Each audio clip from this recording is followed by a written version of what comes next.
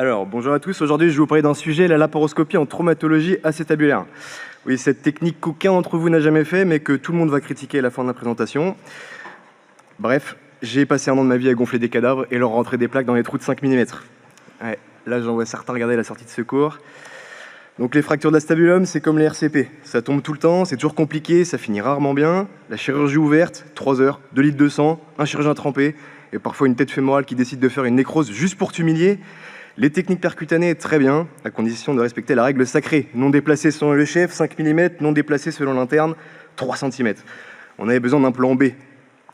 Et on s'est dit, et si on copiait les viscéraux? Ouais, je sais, là, c'est déjà une fracture morale. Eux insufflent le ventre, voient parfaitement, travaillent assis, rentrent chez eux à 17 h. Nous, on a essayé la même chose, dans un bassin. 10 pièces anatomiques, 4 trocars, 0 plainte du comité d'éthique, pas d'anesthésiste qui râle, déjà un succès. Pour la dissection, on crée un espace rétropéritonéal, ambiance sauna à 15 mm de mercure. On longe la branche iliopubienne, on identifie la corona mortis, les vaisseaux iliaques, le nerf obturateur, la surface quadrilatère, et surtout, on voit tout, en 4K, même nos erreurs.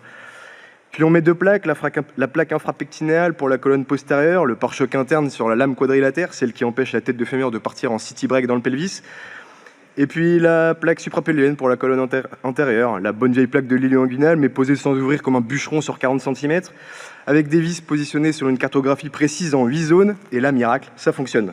On arrive à visser dans des zones quasiment impossibles à ciel ouvert, et en plus, là où l'os est le plus dense chez les plus de 70 ans, mais où à ciel ouvert, on finira toujours par dire « bon, mets-en un peu plus derrière, ça ira ». Je vous ai remis les datas et critères de jugement de l'étude au verso de cette diapositive. Résultat, 9 succès sur 10. Le dernier, trop sec. Petit rappel, l'hydratation est importante même après la mort. 0 lésion vasculaire ou nerveuse, ce qui, pour le bassin, mérite presque un prix Nobel d'hémostase. 50% de perforation du péritoine, mais le péritoine, c'est comme un interne. Ça se déchire facilement, mais ça récupère très bien. Nous avons pu accéder à l'ensemble de l'os coxal et fixer les colonnes acétabulaires. Pour les plaques suprapectinales, elles étaient parfaites. Pour les plaques endopelviennes, elles étaient parfaites, seulement chez les hommes. Chez les femmes, 45% de demande en remodelage. On avait un moule masculin pour précintrer nos plaques. Orthopédie, saison 48, toujours du matériel taille unique. C'est pas un biais, c'est de la biomécanique.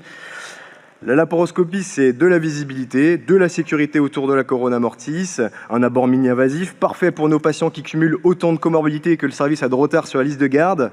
Et surtout, oui, on peut fixer une fracture de l'acétabulum sans ouvrir le bassin en deux. Rien que pour ça, la technique mérite une standing ovation.